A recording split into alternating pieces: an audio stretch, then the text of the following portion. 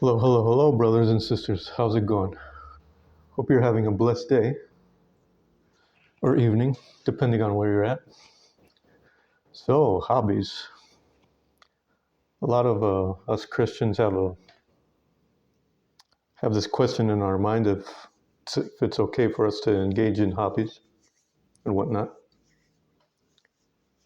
And today, I'm going to give you some tips on how to glorify God through your hobbies.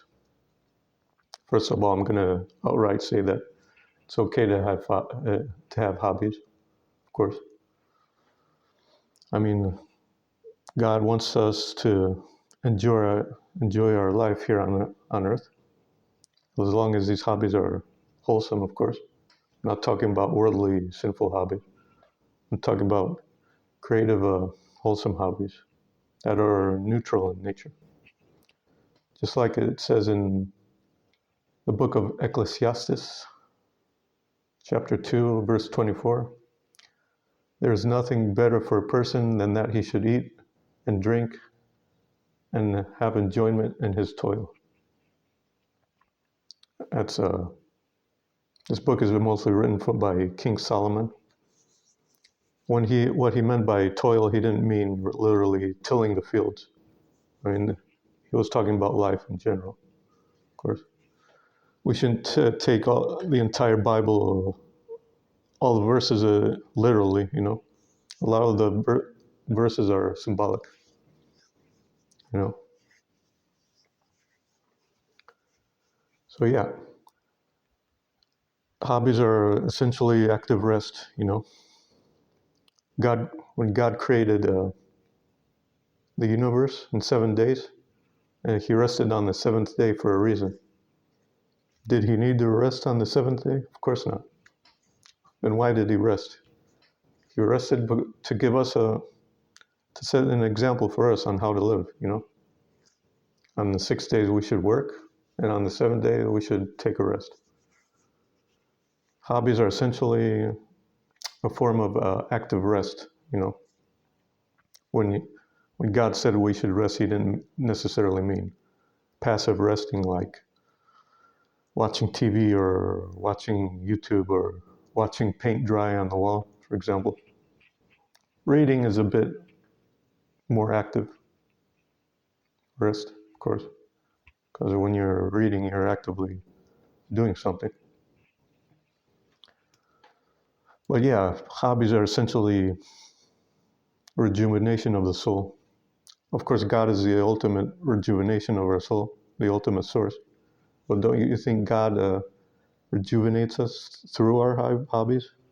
I mean, hobbies are a blessing, just like material blessings, just like material possessions, just like talents.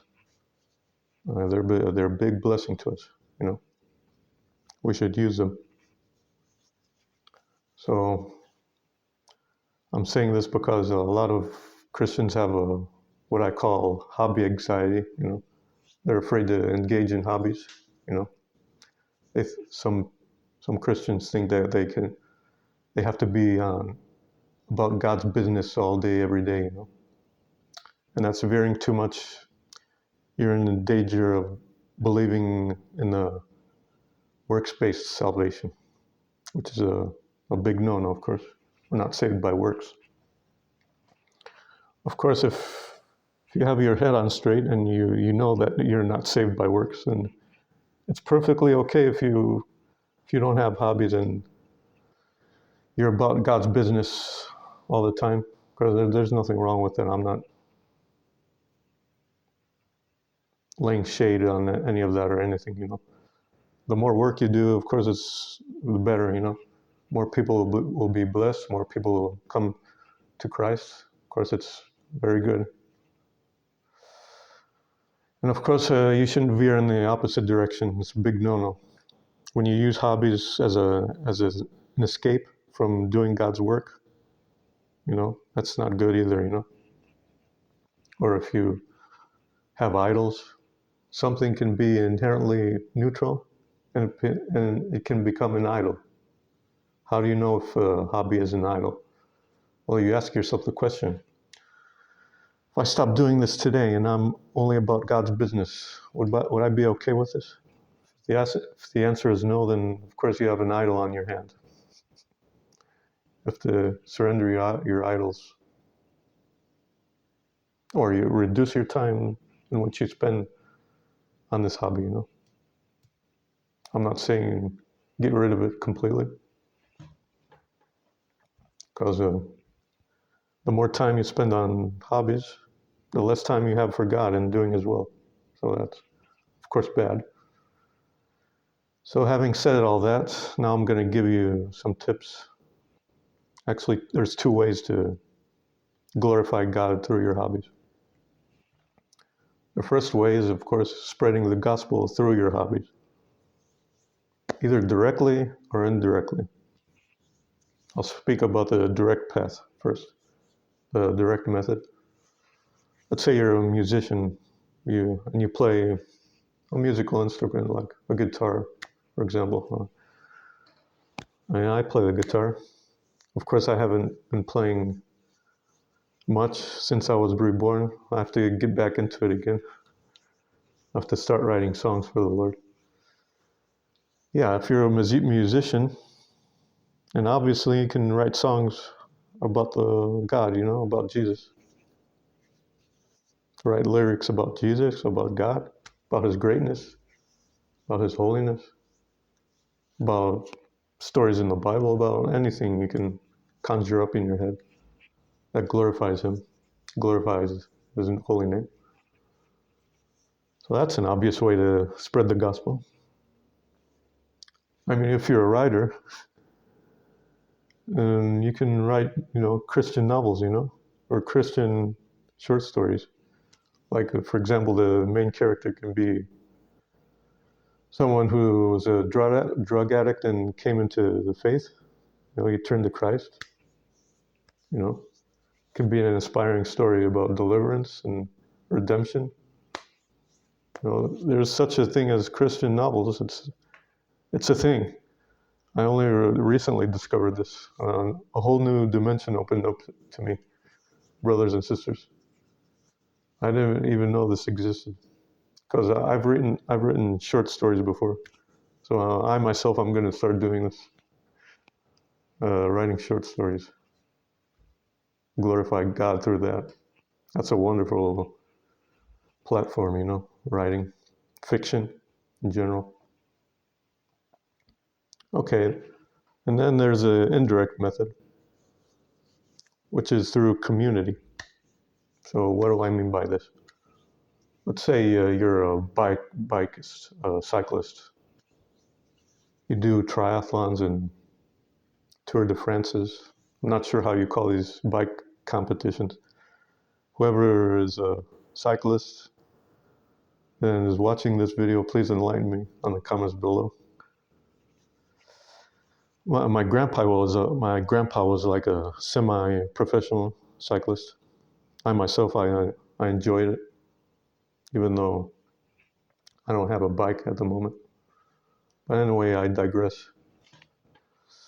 Say you're a cyclist, but there's really no direct way to spread the gospel through competitions. It's not built into the rules. But you can spread the gospel if you join a club that's dedicated to cycling. You can spread the gospel to your fellow club mates. In a gentle manner, of course. I'm not saying shove the gospel down their throats. And there's a more direct way to do it. Uh, Post-match interviews. Post-match interviews are like a godsend. It's a very good platform in order to spread the gospel, glorify God. Let's say you're a coach of a soccer team, and your soccer team won. And in the post-match interview, you get to say whatever you want, what helped your team and whatnot. And you can glorify God through that. I mean, I see heaps of basketball players, for example, doing that in the U.S. Not just basketball players, but it's been known to happen. That's a wonderful platform. post-match interviews, or if you're a chess player, like I am. There are post-match interviews for chess players. You can spread the gospel, glorify God through that. And there's a professional chess player that's a believer. His name is Wesley So. So if you're a chess player, you definitely, if you're a serious chess player, then you know Wesley So, of course, Magnus Carlsen and all of those. Anyway, I digress. And there's a second way to glorify God, and it's through prayer. It doesn't necessarily have to be out in the open. You can talk to God about your hobbies. You can thank God for the talents He bestowed upon you, your hobbies. Thank Him through prayer. Say, God, thank you for giving me to this talent, this inborn love for my hobby. And whatever small victories you achieve in your endeavors, thank God for it. Thank Him for every small victory you have in every walk of life. So those are the two main ways I know on how to glorify God through your hobbies. If there's something that I'm missing, then comment down below, and I'll pin your comment. If it's a really good suggestion, and I'll make a future video about it. So yeah, that's pretty much it, what I have for you today. If this video resonated with you, put the smack down on the like button, subscribe, smash the notification bell, comment down below what you think, what hobbies do you have. And yeah, if you have prayer requests, send them my way. I'm more than happy to help you out. Please also pray for me. Yeah, that's pretty much it, and I'll see you brothers and sisters in the next video. Bye-bye.